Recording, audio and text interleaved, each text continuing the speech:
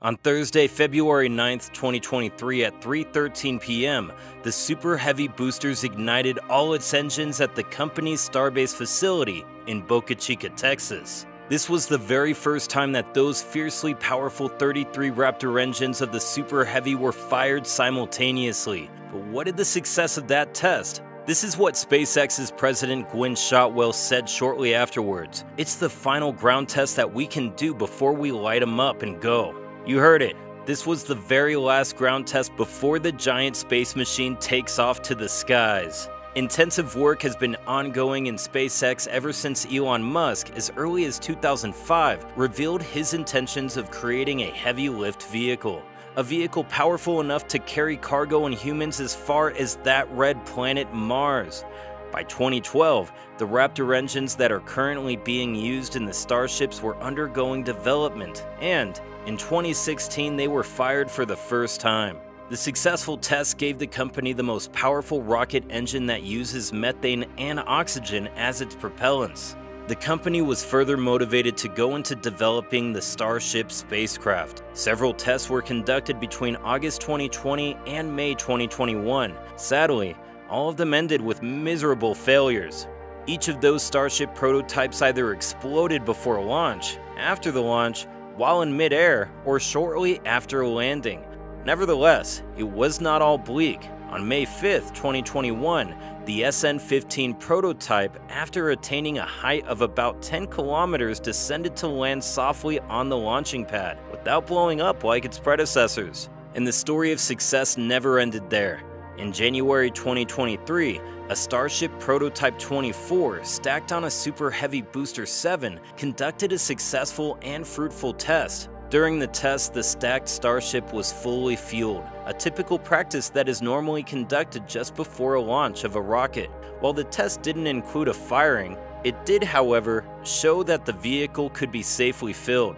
In a tweet, the company announced the success of the test. Starship completed its first full flight-like wet dress rehearsal at Starbase today. This was the first time an integrated ship and the booster were fully loaded with more than 10 million pounds of propellants. The wet dress rehearsal happened just before the full static fire test, the very test that the president of SpaceX declared the very last before the Orbital launch. But if you know Musk pretty well, you won't take his word for it quite yet.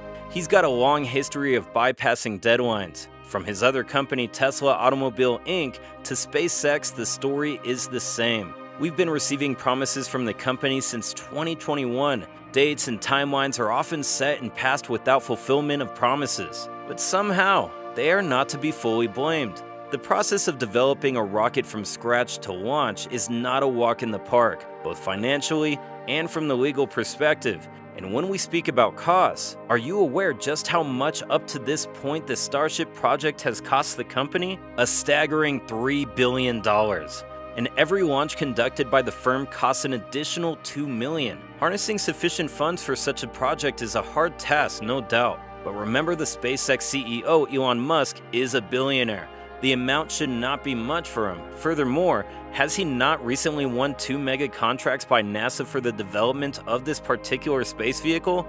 Yeah, this is true, but it's not the only hurdle that they have had to overcome. To obtain a license to fly something noisy like a rocket, you will need to be cleared by the Federal Aviation Administration, otherwise known as the FAA. This body, mandated to oversee the licensing of rocket launches and tests, has for some time now held in check the hasty and ambitious zeal of the private space company. As we speak, SpaceX does not have permission to fly this Starship anywhere near the boundaries of the orbit. However, on June 13th last year, SpaceX was given an environmental clearance that allowed them to go on in their preparation for launch, but only if they adhere to a list of 75 environmental mitigation measures known as FONSI.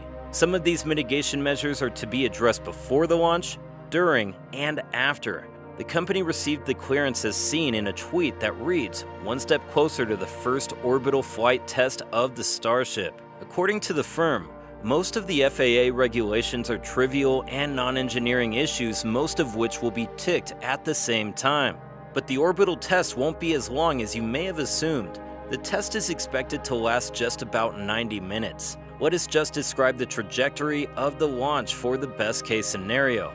The fully stacked Starship will lift off from Starbase Boca Chica in Texas towards the orbit. Then the Superheavy or the first stage will separate from the spacecraft after about 170 seconds to return and land softly about 32 kilometers offshore in the Gulf of Mexico. The second stage will keep on soaring till it achieves the orbit before performing a powered and controlled splashdown landing about 100 kilometers off the coast of Kauai Island, Hawaii. The Starship is expected to do a whole lot of stuff, and already many can't wait to see it succeed. The American Space Agency NASA is eagerly waiting for the launch. The agency has invested heavily in the company, specifically in the Starship rocket project. They are banking on the success of the Starship because it must be the vehicle that will take astronauts back to the surface of the moon for the first time since the Apollo mission more than 5 decades ago.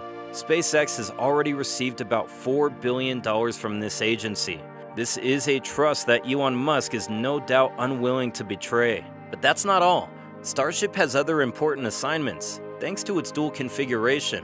Besides the passenger version, it would also come with the cargo configuration. This rocket, coupled with its higher capacity to carry bigger and weightier cargo, will be a useful tool in replenishing the International Space Station, otherwise known as the ISS. Moreover, it'll be used to ferry heavy goods from place to place within Earth. But that's not even its biggest and best assignment. SpaceX has developed a new advanced version of Starlink satellites known as Starlink 2.0 satellites.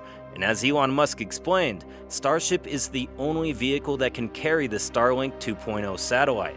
Falcon has neither the volume nor the mass to orbit capacity required for the Starlink 2.0 satellite. Besides being a suitable vehicle to carry the new advanced satellites, it will also lower the marginal cost per launch since it is cheaper than the current Falcon 9 rocket.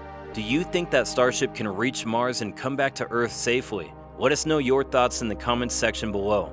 To end this, thank you for watching this video, and don't forget to subscribe to our channel so that you can always get a notification when we post the latest